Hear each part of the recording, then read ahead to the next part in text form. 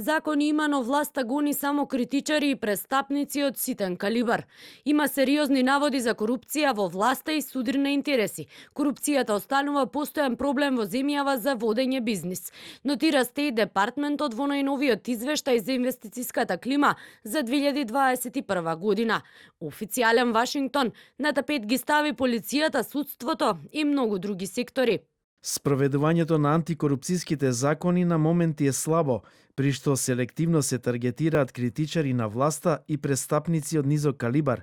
Има кредибилни обвинувања за корупција во полицијата, обвинителството, судството и многу други сектори.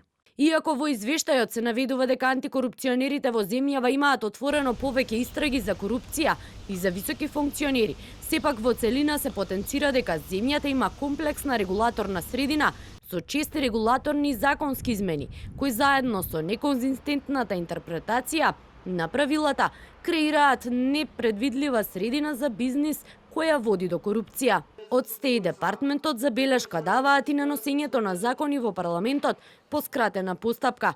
За опозиционерите извештајот е потврда дека земјата тоне во корупција.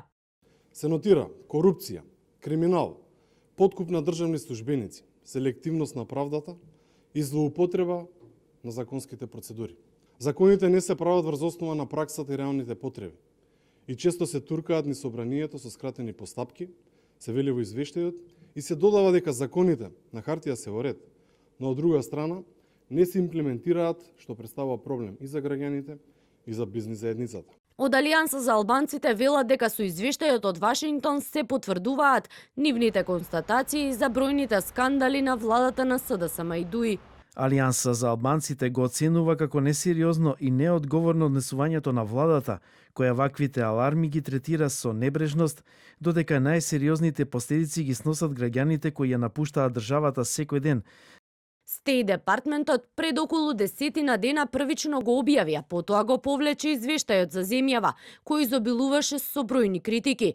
Вчера го објави новиот, во кој не само што стојат и старите заклучоци, туку се додадени и нови.